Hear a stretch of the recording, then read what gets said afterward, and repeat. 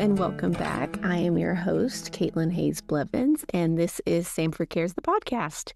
Each week, I get the great honor to sit down and have fun wellness conversations with partners and friends across campus. Today, we are continuing our conversation on vocational wellness and specifically vocational curiosity and how being curious, being flexible helps us find more of where we can be and where we can be ourselves along the way. Today, I have Dana Waldrop here to tell us a little bit about professional vocational wellness and how what we're doing here in the classroom and at Samford really helps us move forward into the professional world, as our hope is that students become gainfully employed. So, Dana, how are you? I'm great. I'm so excited. I've always wanted to be on a podcast.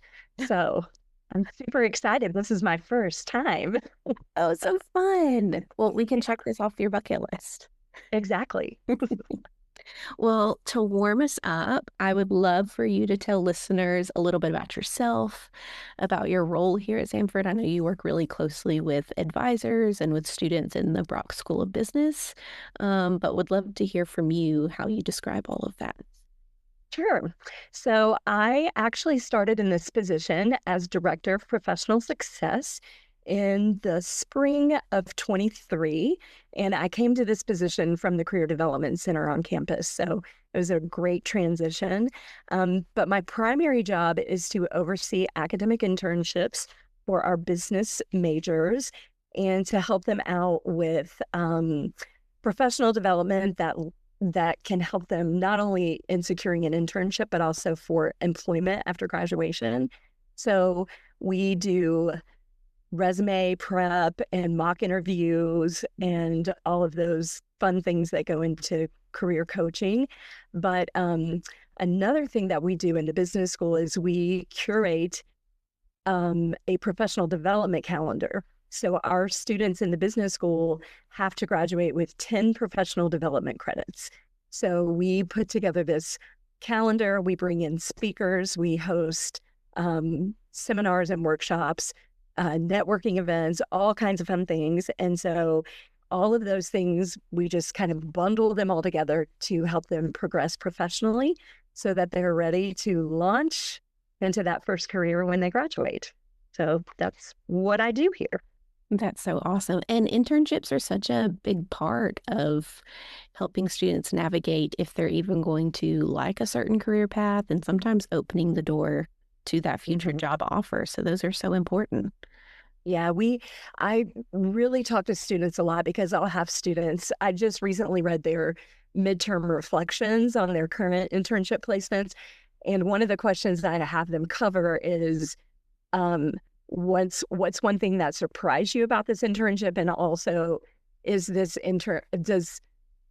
does completing this internship help prepare you, for a future in this career? And so I always have a few students who are like, I've had a great experience in this internship, but I've really learned this is not for me. Like, maybe it's wealth management or maybe it's banking. And they're like, oh, I'd like to pursue a different, avenue within that. So you're right. I think internships are great for helping you decide what's good for you, but also helping you decide this might not be an area where I want to be. So yeah, absolutely. I know that they were super important for me as I was kind of navigating what I want to do next. And I still use those skills of like reflecting in my position as a professional. I guess now I'm in higher ed wellness, but wherever I am, I use those same skills I used in internship reflections to determine if I'm still satisfied, if I'm still reaching my full potential in any job, and considering when is it time to start looking for additional opportunities or starting new projects. Like even the reflection is such a great part of mirroring what the professional world looks like. Yeah, for sure. Sure. In working with students to build professional skills here at Samford, what are some foundational elements that you believe students should consider? So, in those reflections, Yeah. what are some of the things that you kind of help students lay the foundation for? hmm So our students get a lot of great foundational skills in the classroom, learning how to do a data spreadsheet or analyze, markets and things like that. So they have a lot of really good foundational skills. And one of the things that I have really found to be so important is the ability to communicate verbally. And um, these students in particular, at their ages, they are digital natives. They have never known a time when information is not at their fingertips or that they can just virtually find something. And so a lot of times that kind of plays into, the inability to pick up a phone and make a phone call, or even just to introduce yourself to someone face to face and just have a general, you know, water cooler conversation. And so we just hosted our barbecue with bankers event this past week. And actually, one of the bankers that was on the panel, she was telling the students, she said, you know, a lot of you may not even be interested, or you may not have ever thought you were interested in a career in banking because maybe you thought it involved a lot of math or you didn't have a lot of the skills. And she said, but I can guarantee you, if you can hold a conversation, we can train you for the other things you need to know. So I thought that was really great advice because I've had students in my office pick up a phone to call an employer and hang up the phone because the person answered. And so I'm like, why are you hanging up the phone? And they're like, they answered. I don't know what to say. So just being able to communicate, just in even just simple conversation. It doesn't even have to be deep, but being able to introduce yourself, tell a little bit about yourself and, what you're studying, what got you to that point, those things that are interesting. But communication is just huge. So we provide in the business school a lot of opportunities for students to network. The Barbecue with Bankers was our 8th networking event of this year. And so students have the ability to, just speak professionally and learn how to start talking, to people. So communication is key.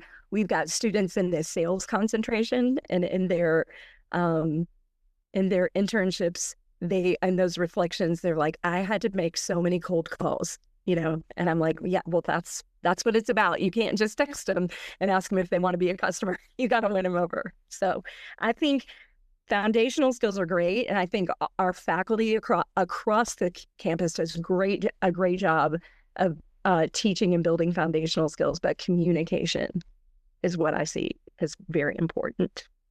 Yeah, that's so real, being able to call somebody. And I know I'm guilty of being like, wow, I hope the answering machine picks up. Because I would much rather leave a message, but I completely understand. I have done Mhm. a lot of front office kind of managerial stuff in healthcare prior to coming here to Samford to work as staff. And sometimes the majority of my day was spent calling and confirming things with different Yeah. clients and different family members. So that's just such a huge piece. Yeah. Um, My 2 children are college aged, and I'll have conversations with them and they'll say, yeah, I talked to so and so. And then I'll be like, did you really talk to them or were you texting? And most of the time it was texting. I'm like, well, you weren't talking. So, we got to be clear about that, what that communication is. So, Yes, we talk a lot or there's a lot of emerging research around like the importance of phone conversations and or even mhm, like FaceTime video chatting, mhm, because those two forms of conversation are as mentally stimulating as an in-person conversation, because you're able to hear the inflection, you're able to see the reactions, and it's right. firing off those mirror neurons. So you're more likely to be empathetic and sympathetic.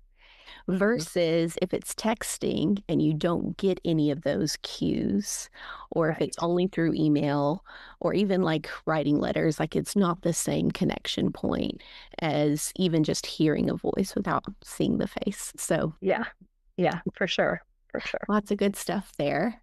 Yeah. Um, you mentioned networking. I want to come back to that in just a minute. But Mm. first, what are some impactful elements students can bring to internships and jobs that will help them remain successful and build those professional relationships that we're talking about? I know you mentioned Mhm.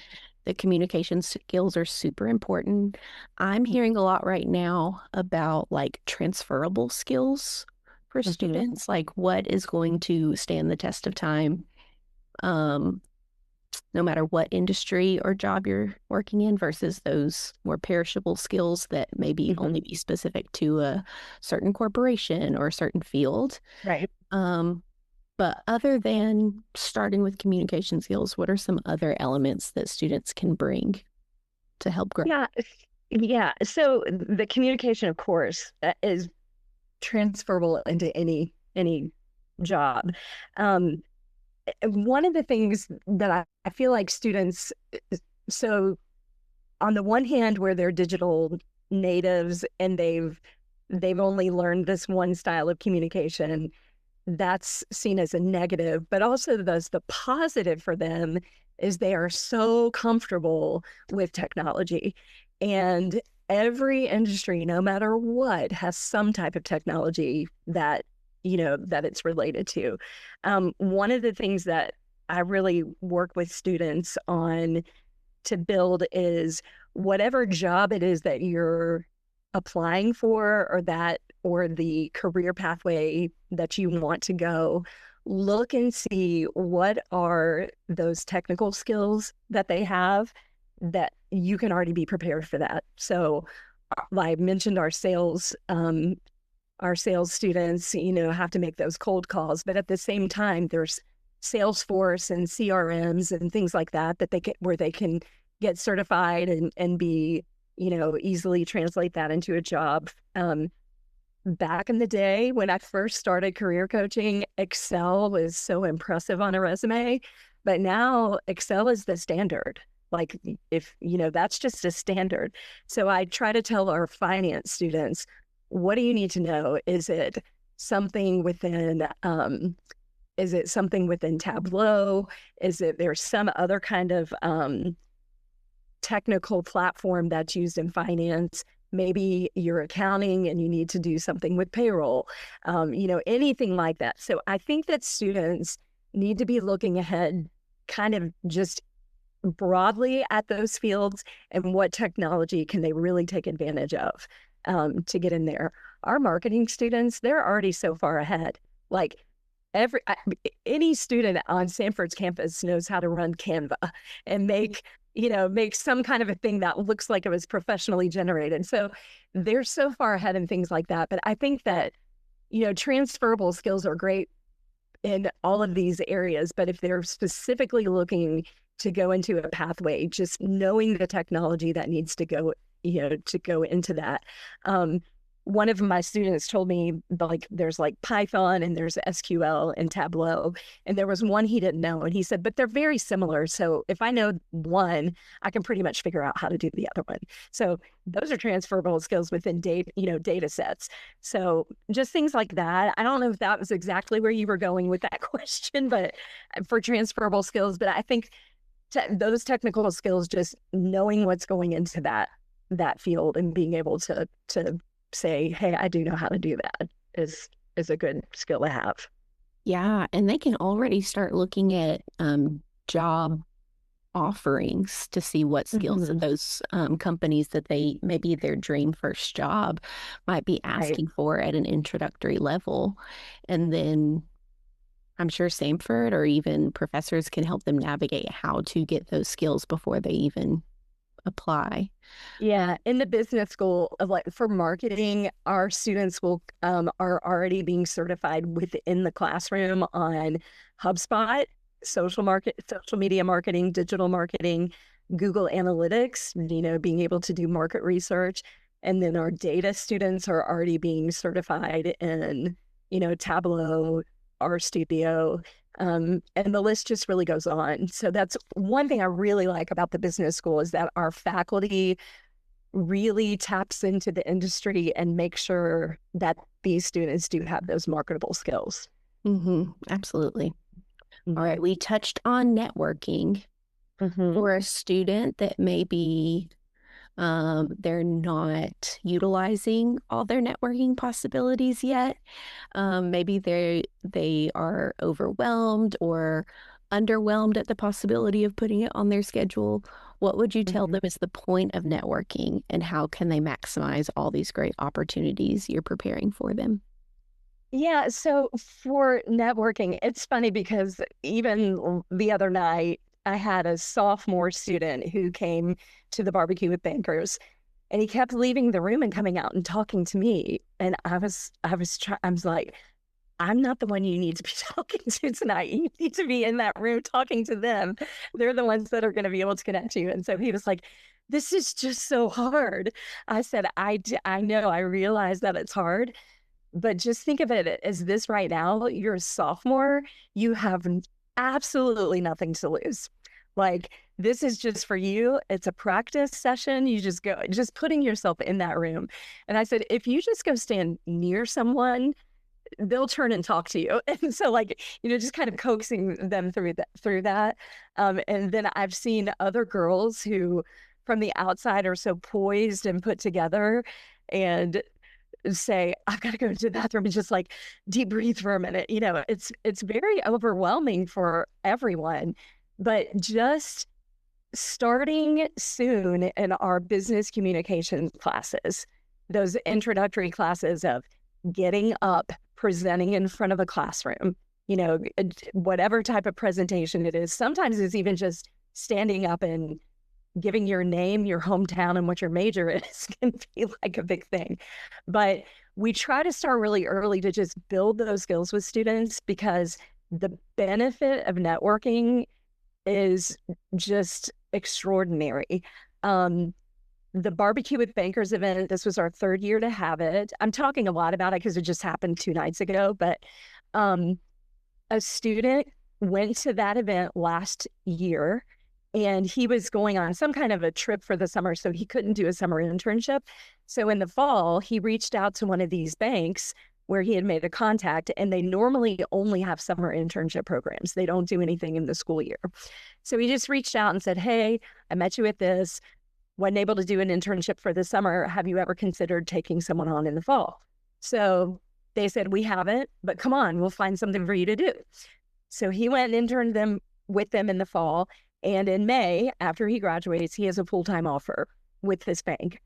So we told that story the other night because we're like, this is what can happen just from having conversations. The barbecue with bankers is not a career fair style. It's simply eating dinner with, professionals sitting around a table.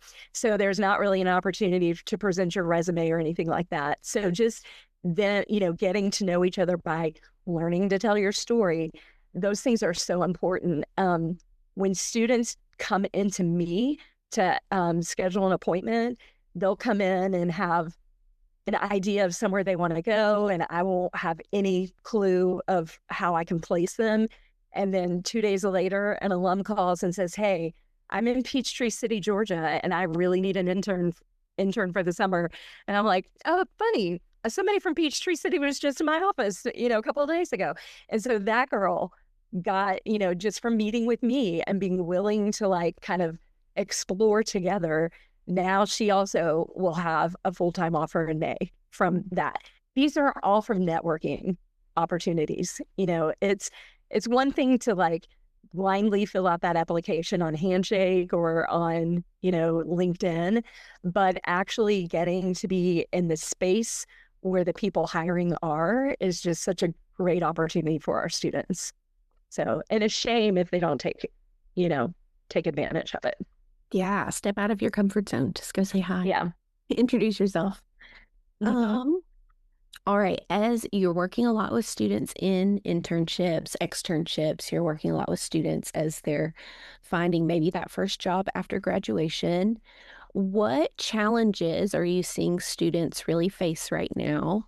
Because one thing we talk about when managing like anxiety in the classroom and out in the world is to Mhm. expect challenges to pop up, um, and just be prepared that we're going to have to problem solve together. But what are some Right. of the big themes of challenges that you see students having to manage? So it was really interesting. This is at the beginning of the week, I kind of wrote down my little answers I was going to give. And I've been so proud of Samford students, especially in the Brock School of Business. For the 3 years I've been in this position, we've had 97% placement when students graduate. And that placement means they have landed their first job or they are going on to grad school or, they're doing a professional internship. And so we really have not had a lot of challenges for our students in placing them. So I've always been so proud of that. So we were talking today, and we've had a lingering conversation about AI and how it's coming about. And one of our very big bragging selling points is through our accounting department. And so we just learned this week that a huge accounting firm, one of the big four, and the office in Chicago just laid off 50% of their entry level accountants because AI can now do the entry level tasks that these new grads were experiencing. So Wow. then we've kind of heard that, how does that affect advertising and marketing? And the thing about that is, yeah, AI can generate some things, but the actual thought processes and ideas have to come from people. So we haven't really had a lot of that challenge yet. So in our numbers, as far as placement, we haven't seen that, but I think time is going to kind of tell us within the next maybe year or two how AI is really going to affect our students coming through. So I would say number one challenge is how are we going to get past AI and how are we going to make that work for our students when they're graduating?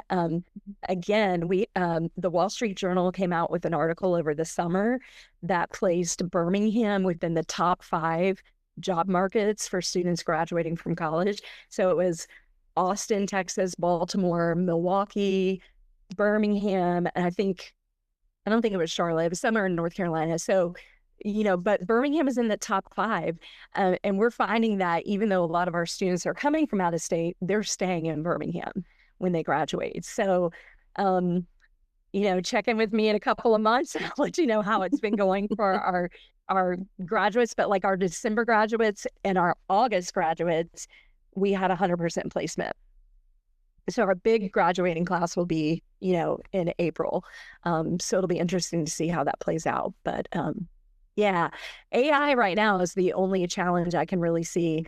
I think students need to be open to any opportunity that they get. Um, and we hear that a lot from CEOs will stand in front of our students and say, I didn't want to be a bank teller, but there was nothing at all I wanted to do with bank telling, but it was the job they had. And so I took it. And now I'm the president of the company. So I Mhm. think students need to be really aware of maybe the job they want and what are the jobs just below it because they might have to take something lower. But yeah, I think those are kind of the challenges I think that I see right now. So Yeah. When I graduated, so I did undergrad and grad school back to back. So I was in school for 6 years. My parents thought I was insane. Um, yeah, and then I graduated with this master's degree from this Research One institution. And I was in the middle of COVID and everyone was on a hiring freeze. I had a master's degree and no one would hire me to use it. Um, right. but I was able to move back home and go back to work at a place where I had already been on the payroll Mhm. doing introductory record keeping, but at Right, least making enough money to pay my bills until something else came along. So I right, definitely think there's a lot of truth and wisdom around like saying yes to an opportunity and right. just knowing that other ones will pop up. Yeah. And I think too, even like flexibility and location, there are some areas, maybe this market is saturated and nobody's hiring here, but maybe in Indiana, they are hiring and there's not a saturated market. So sometimes it's it's one thing to be comfortable and to want to do those things that we're familiar with. And so I always encourage students to just s- take that step out. Like you'll be so glad you did, you know. And if you're not happy, you can always move, you know, it's that thing. So flexibility too, I think is a big thing too for students to just really maybe that opportunity is not here, but maybe it is somewhere else, you know. Yeah. Yeah. I think I have two more questions for you today. Okay. Um, as students, I know we've hit on this a little bit, but the Brock School of Business and a ton of other programs here at Samford focuses a ton on professional development. I mean, they have you and your team. They Mhm. actively reach out and make internship connections and help foster those as well. But how can students strengthen their professional skills now if they're like, wow, this summer I really want to learn a skill or I really want to focus in on something? How can students do that, or where can they find those resources available to dive in there? And then I'll leave you any room for questions for me before we finish. Yeah. Yeah. So my position, we with the business school, we partner really heavily with the Career Development Center. Fortunately, I worked there before, so I'm, you know, very familiar with the things that go on. So I really encourage a lot of our students to kind of like cross pollinate between the two, just to make sure. Sometimes it's just good to get another voice in your head than just the same, you know, person.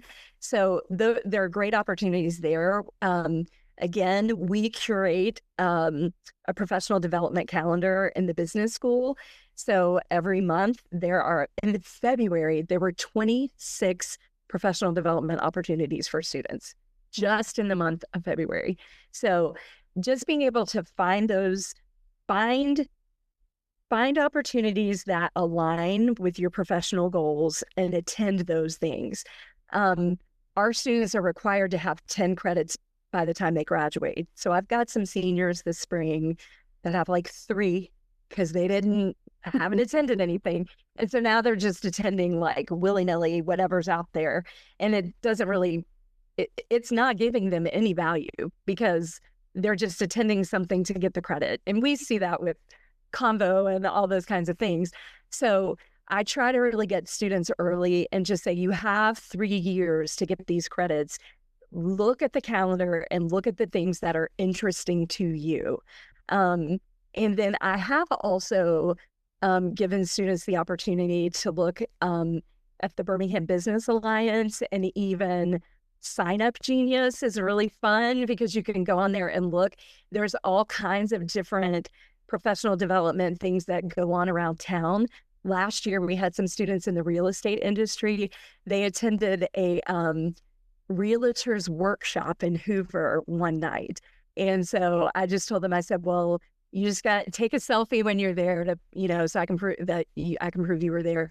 So they had a selfie with all the realtors and the thing, and they did like a real funny pose, and that was really neat. So just encouraging students, look for opportunities that interest you professionally and go to them. You know, you're actually an adult.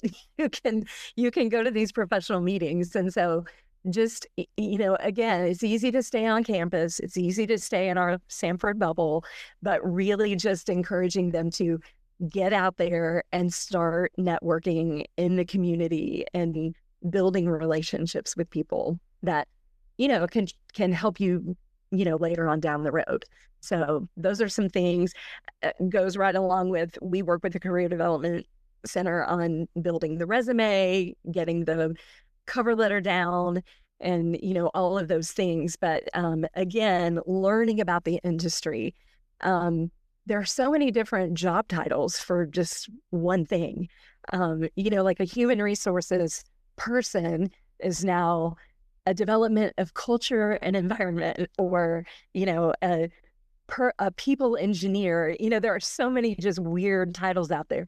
So just telling them, get on LinkedIn and Handshake. What are the job titles?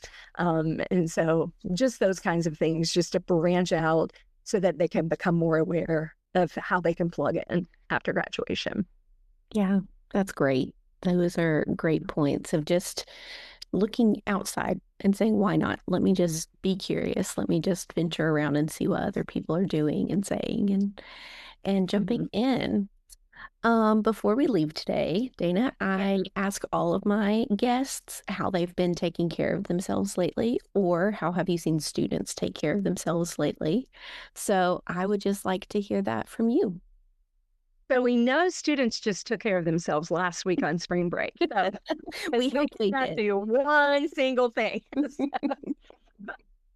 For me, it's funny. I'm getting old and I have these bad knees. And so I've been putting off a little procedure to help me with my knee. And I did that last week. And it has forced me to be physically resting for the last week. And it's amazing how I feel, just not being able to just run here and there, but just like physically coming home and having to sit down and that kind of thing. So I've been learning the value of rest, and that's kind of how I've been taking care of myself. That's why I'm so chipper on a Friday afternoon, because I'd be so beat down by Friday. So Yes. it's been a good process to physically make yourself rest. And so I hope that when I'm feeling better, that I actually continue to do that, because it has made a difference this week for sure, I think. Yeah. Yeah. I did not mean to do this, but last night I think I slept a solid 10, maybe more hours. And I Yeah. felt like a new person today. Rest is so Yeah. And you wake up crucial. and are like, what happened? I'm like, I don't know what year it is. I know. No. Uh, well, thank you so much for your time, for your wisdom, for sharing all this Thanks great for insight. having me. Very excited. So For all of our listeners, we'll be back next week, continuing um, with this great series where we're looking at vocational wellness and all the different facets of it through the month of April. But until then, stay well.